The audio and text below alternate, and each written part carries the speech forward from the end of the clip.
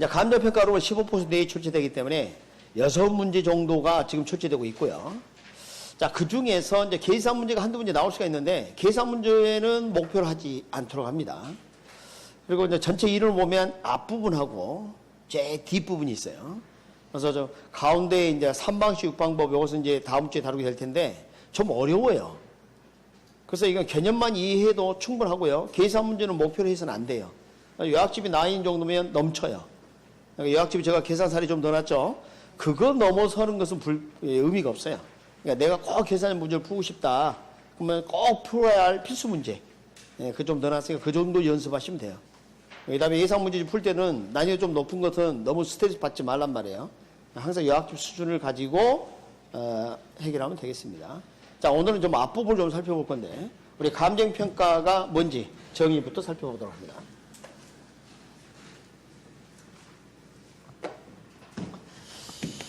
자, 이 감정평가란 것은 감정하고 평가를 나타내는 겁니다. 이렇게. 그래서 이제 정의는 뭐 토지 등의 경제적 가치를 판정하여 그 결과를 가액으로 표시하는 겁니다. 가액으로 표시하지 않으면 사람들이 인식을 할 수가 없어요. 야, 내 부동산 가치 높아? 그러니까 얼마나 높은데? 엄청 높아. 그럼 뭐 안 되잖아. 한 10억 정도 돼. 그래야지 이해를 하지. 그죠? 네, 그래서 그렇게 하는 거고요. 무엇을 판정한다고요? 가치를 판정. 사실 이제 토지 등이란 말 안에는 여러 가지가 포함되어 있습니다. 토지 및 그 장착물, 부동산이죠. 동산, 대통령령으로 정한 자산도 있고, 그 자산의 소유권 이외의 기타의 권리, 이런 게 다 평가의 대상이 됩니다. 그래서 우리 부동산 감정평가에 좀 더 초점을 두고 있다. 이렇게 보시면 되겠어요. 자, 그런데 시험 문제 이제 한번 나온 게 있는데, 감정평가가 어떤 기능을 하느냐. 요 기능이 좀 출제된 바가 있어요. 근데 이것은 이해가 좀 잘 안 돼요. 그래서 좀 기억을 해버려야 되는데, 정책적 기능이 있고 경제적 기능으로 이렇게 나눕니다. 정책 기능은 부동산의 효율적 이용과 관리, 적정 가격의 유도, 합리적 손실 보상, 과세 합리화. 경제적 기능은 부동산 자원의 효율적 배분, 거래 질서 확립과 유지, 의사결정 판단 기준 제시, 또는 합리적 투자 방안 예측. 백날 읽어도 이해가 안 갑니다. 그래서 이건 암기를 해버리도 합니다. 자, 이거 봐요. 정책적 기능, 공적 성격이고 경제적 기능 이렇게 합시다. 사적 성격이 이렇게 느낌에. 여러분 효리라는 가수 아세요? 이 효리가 우리 아군인 줄 알았어요. 근데 봤더니 저게 실세가 돼버렸네. 그러니까 우리 6.25 때 갑자기 빨간 한장 차고 나타난 거야. 응? 그럼 이걸 쳐다보니 우리 국민들은 자지러질판 맞죠? 자질판 이렇게 기억합니다. 따라서 합니다. 효리 적실세 자질판. 그 다음에 이 거래질서 확립과 유지는 이쪽으로 가면 안 돼요. 거래질서 확립과 유지가 왠지 정책적 기능인 것처럼 보이죠? 근데 무슨 기능이다? 경제적 기능입니다. 자, 시험 문제 이렇게 나왔습니다. 다음 중 감정평가 기능이 해당하지 않는 거 가지고 섞어서 냈어요. 이거 구분하지 않고 다른 걸 하나 더 넣었어요. 그러나 이제 다시 나온다면 어떻게 할 것 같아요? 정책적 기능이라고 보기 어려운 것은 이렇게 내겠죠? 그러겠죠? 네. 그래서 이렇게 효리적실세 자질판 이렇게 하도록 합니다. 그 다음에 이제 우리 감정평가 분류가 좀 있을 거예요. 여러분 이제 오른쪽에 157페이지 좀 보시면 뭐 제도상 분류 있는데 여기서 여러분이 한번 읽어보시기 바랍니다. 크게 어렵지 않으니까. 이제 문제는 이제 2번 감정평가 전제 조건에 따른 분류가 있습니다. 이게 중요합니다. 이게 좀 출제되니까 자 한번 들어보도록 하겠습니다. 야 이것도 재밌어요. 일단 여러분 시험장에서 단어를 봤을 때 그 단어가 함축하고 있는 그 내용을 알면 시험 보기 편해요. 그러니까 일단 그렇게 접근을 해보도록 할게요. 자, 현황평가 이렇게 돼 있다. 제목 자체가 느낌이 좀 오죠? 조건평가, 조건이 붙었나 보다. 그렇습니다. 그 다음에 기한부평가. 이 기한이 뭐예요? 기간의 마지막이 기한이죠. 그 다음에 소급평가. 소급이 뭐예요? 과거로 되돌아가는 것을 소급이라고 그러죠? 네, 이렇게. 그래서 이렇게 두 가지 이렇게 나눠서 이해할 수가 있어요. 자, 봅시다. 현황이라고 돼 있죠? 그럼 여기 뭐 줄임말일까요? 현재 상황. 현재 상황대로.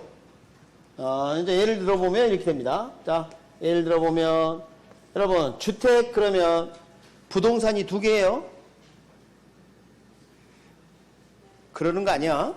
우리 등기부가 건물과 토지 등기부 2개예요, 2개. 그래서 이거 부동산 둘 이상은 무슨 부동산? 복합 부동산. 알았습니까? 부동산이 둘 이상이에요. 둘. 그러니까 이 건물도 있고 이렇게 부지, 토지도 있지 않습니까? 이게 주택이에요? 이 주택은 토지 플러스 건물이에요. 그런데 나는 이게 궁금해. 여기 봐요. 바닥에 있는 토지가 얼마인지 궁금해. 근데 자세히 보니까 토지 위에 뭐가 있어요? 현재 건물이 있다 없다? 아, 눈으로 봐봐요. 뭐예요? 건물 있죠? 현재 있는 상황 건물이 있는 거 맞죠? 건물이 있는 토지를 뭐라 그래요? 바닥을 이는 토지를 건부지 평가라 그래요. 그럼 이 건물이 토지 가치에 영향을 미치는 것을 고려해서 평가해야 돼요. 그런데 이런 경우가 있겠죠? 건물이 없다고 치자. 지금 현재 건물이 있지만 나지로 상정하고 평가하자. 미래에 새로운 사태가 발생할 걸 상정하자. 조건이 성취됨을 전제로 하자. 그게 뭐예요? 나지 상정평가예요. 나지 상정평가. 그래서 이게 조건평가예요. 그러니까 현황평가는 건물주평가 대표적 사례가 건물주평가가 대표적 사례고 여기는 뭐? 나지 상정평가가 대표적 사례예요. 여기까지 이해 갑니까? 네. 자, 기한부 평가. 이 기간의 마지막, 이 미래를 표현하는 거예요. 기한이라는 게. 그래서 이것은 장래 미래 시점을 기준으로 평가하는 거다. 장래 미래 시점을 기준으로. 소급 평가는 과거로 되돌아가서. 그래서 과거 시점을 기준으로 평가하는 겁니다. 과거 시점. 이게 소급 평가입니다. 자, 이런 사례 어때요? 자, 들어봐요. 어떤 감정평가업자가 감정평가를 해서 감정평가서에다가 평가액을 기재했습니다. 1억. 그래서 오늘 말이죠. 평가도 다 끝났고 집에서 시원한 캔맥주를 마시면서 TV를 보고 있는데 말입니다. 조금 전에 내가 평가서에 적었고 의뢰인에게 평가서를 줬는데 그 토지 주변에 변화가 일어나기 시작하는 거예요. 주변에 핵시설 들어온대. 폭락. 대규모 쇼핑센터 들어온대. 폭등. 이럴 거 아니에요. 그럼 전화 오겠죠. 에? 평가액이 이게 뭐냐고. 그럼 어떻게 해? 뭐라고 항변할 거예요? 그래서 감정평가업자는 평가액을 결정할 때, 평가서 적을 때 나는 어느 날짜를 기준으로 평가했습니다. 명시해야 돼요. 감정평가액을 결정하는 기준이 되는 날짜를 명시해야 돼요. 그 날짜를 네 글자로 기준 시점 그럽니다. 뭐라 한다? 기준 시점. 그러면 기준 시점은 어느 날짜를 기준으로 하느냐? 여기 봐요. 감정평가업자가 평가하기 필요한 자료를 시장조사 같은 걸 다 필요해서 가격조사 다 끝냈어. 그럼 더 이상 이제 조사 안 하는 거예요. 이 자료를 가지고 탁상에 앉아서 평가서를 작성했다면. 그러면 가격조사를 완료한 날짜까지 내용이 반영이 되는 거지 그 뒤에 내용은 반영이 안 되겠죠. 그러니까 가격조사를 완료한 날짜가 기준 시점이라고 보는 겁니다. 자, 기준 시점은 어느 날짜를 기준으로 한다? 가격조사를 완료한 날짜. 그런데 여기 봐요. 이런 케이스가 기준 시점이 미리 정해진 경우입니다. 미래나 과거로. 자, 봐요. 미래 시점. 야, 지금 2020년인데 2025년이 된다면 여기 역세권이 된다는 겁니다. 5년 뒤 이거 얼마나 될까? 여기 봐봐요. 소급평가. 이게 말이죠. 지금 소송이 제기됐는데 사건이 2년 전에 일어났다는 거 아닙니까? 그럼 2년 전에 이 부동산은 얼마일까? 그게 뭐예요? 소급평가예요. 이렇게 기준 시점 미리 정해진 경우에는 그 날짜에 가격조사가 가능한 경우에만 기준 시점을 할 수 있습니다. 뭐가 가능한 경우에만? 가격조사가 가능한 경우에만. 그러면 우리나라는 소급평가 등을 인정하는 거예요? 안 하는 거예요? 네? 한다야. 한다. 만자 붙었다고 안 되는 생각하지 말라고. 그럼 자, 이런 예를 들어볼까요? 아이야, 너 말이지. 이를 닦은 경우에만, 양치한 경우에만 게임할 수 있다. 이랬어요. 그럼 그 아이에게 게임할 수 있다는 거예요? 못한다는 거예요? 뭐 있을 수 있고요. 양치 어려워요? 아이야, 너 숙제를 끝낸 경우에만 게임할 수 있다. 이 말은 아이는 나는 절대 게임을 할 수 없다고 느낄까요? 숙제 절대 안 할 거니까?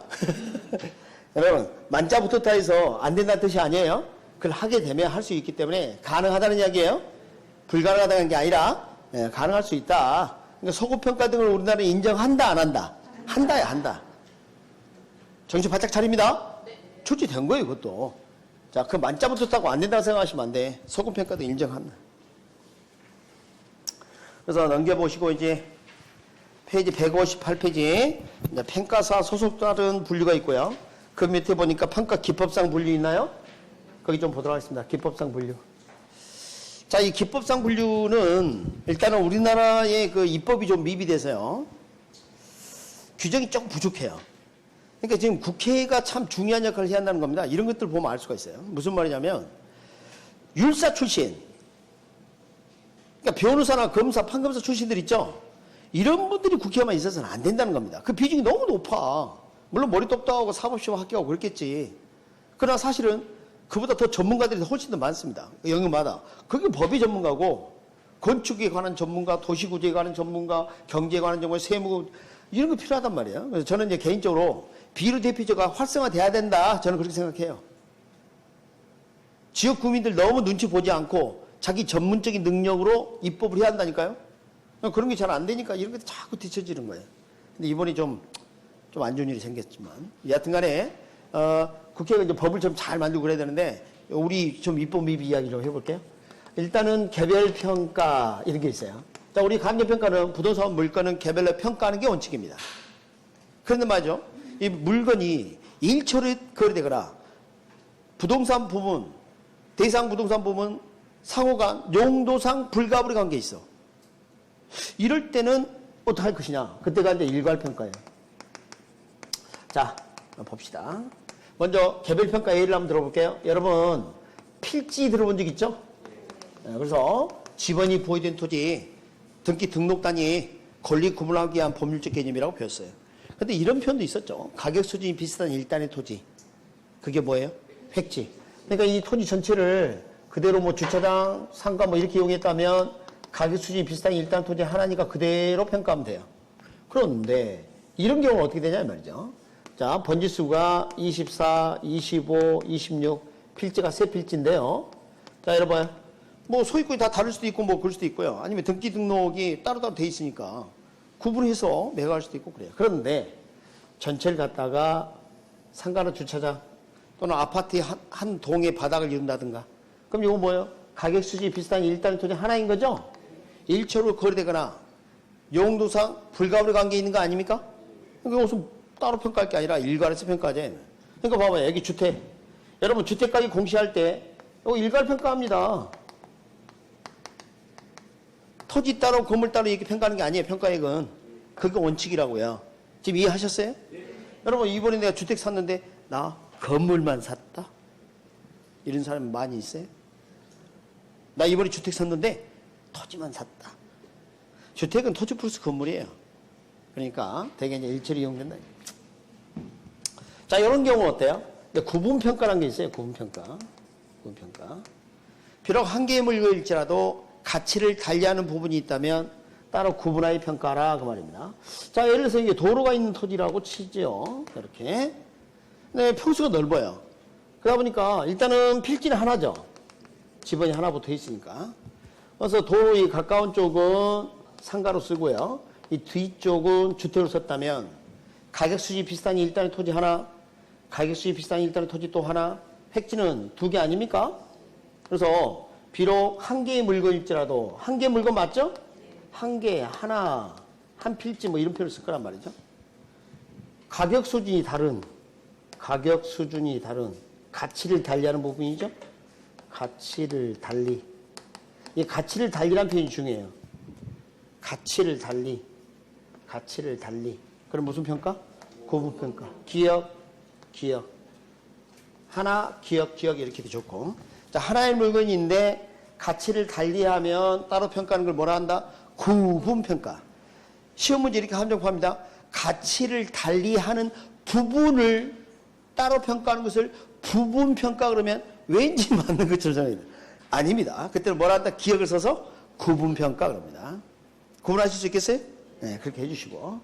그 다음에 이제 진짜 부분평가 있어요. 부분평가. 그리고 이제 우리가 입법이 미비한 게 이거예요. 독립평가. 일본에는 나오는데 우리나라는 없어요. 이게 제대로 구분이 안 돼 있어요. 이 부분이. 그래서 이제 설명을 좀 해보도록 할게요. 자, 여기 잠깐 봅니다. 이 부지 봐요. 주택 입장에서 봤을 때 이 부지는 전체 주택의 일부분이죠. 주택이 일부분이라고 봤다는 이야기는 현재 건물이 존재한다는 뜻이야. 그러니까 이거 봐요. 이 부분평가는 이미 건물지 평가, 현황평가의 일종이라는 걸 알 수 있어요. 현황평가 일종. 근데 이런 경우는 어떻게 돼요? 만약에 건물이 없다고 보고 평가하자. 그러면 주택의 일부분이 아닌 상태가 되는 거죠. 독립됐다고 보는 겁니다. 그것을 조건평가 일종이다. 이렇게 볼 수 있겠습니다. 조건평가 일종이다.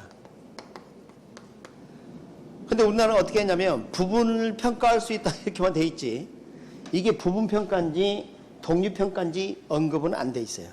지금 학자들은 다 이 부분평가를 말하지 독립평가를 규정한 것으로는 생각 안 하고 있는 것 같아요. 그래서 여러분 이제 158페이지 양가 일본의 일본 평가 기준이죠. 기분 좀 나쁘지만 어쩔 수 없어요. 그럼 내려가서 우리 부분평가 내용을 딱 읽어보면 부분에 대해서 감정평가할 수 있다고만 돼 있지 부분으로 보고 평가할 것인지 독립되다고 평가할 것인지 그런 말이 없어요. 안타까워요. 이런 것들도 빨리빨리 좀. 자, 이게 이제 왜 문제냐면 미국 같은 경우는 감정평가 협회가 있어요. 그런 학회 같은 게 있습니다. 그래가지고 거기는 불문법주의예요. 우리는 성문법주의인데 법 체계 사고가 그러니까 그런 학회 주장이나 이런 것들이 관습적으로 다 받아줘요. 그러니까 거기 마치 입법하는 효과가 있어요. 이따 우리가 배우게 될 뭐 가격 제한 원칙 13가지 그것도 마찬가지. 거기 평가협회에서 다 만든 거거든요. 그럼 그게 이제 학문적, 법률적 어떤 효과가 있게 되는데 우리나라는 그렇지가 않아. 학회에서 뭐 발표했다 해서 법적 효과가 바로 인정이 되는 게 아니잖아요. 그러니까 이제 법들이 이렇게 만들어져서 빨리빨리 개정을 해서 요거 규칙이거든요. 이런 것도 개정이 되려면 먼저 법률이 앞서서 다 바뀌어야 되는데 그게 좀 안타까워요. 이렇게 하세요. 알겠습니까? 그리고 이제 또 하나 말씀드릴 거 우리 감정평가는 벨말이 없는 한 현황평가가 원칙이라고 그랬어요. 원칙입니다. 조건평가가 예외야. 그럼 현재 있는 상황 그대로 평가하면 뭐에 해당돼요? 여기 봐요. 부분평가죠? 아니 부분평가는 현황평가 일종이죠? 그러니까 현재 있는 상황은 그대로 평가하는 이야기는 부분평가를 이야기하는 겁니다. 그래서 우리가 보상평가 같은 걸 할 때는요 부분평가를 합니다. 현재 있는 상황 그대로 보상을 해준 걸 원칙으로 해. 새로운 사태가 발생할 걸 상정하는 게 아니라 아니 지금 건물이 있는데 건물이 없다고 보고 토지를 높게 평가해서 어떻게 해준 그거 아니야. 아닙니다. 무엇을 기준으로 한다? 현황평가를 기준으로 한다. 그래서 거기 표 제일 마지막 칸 봅니다. 5번째 칸, 6번째 칸인가요? 뭐라 됐어요? 한필 토지 일부분이 도시계획시에 저촉돼 수용됐고 저쪽 부분에 대해서 무슨 평가? 보상평가. 부분평가? 보부상이야. 보부상. 보부 잊지 마세요. 보부. 자, 그렇게 해주시기 바랍니다.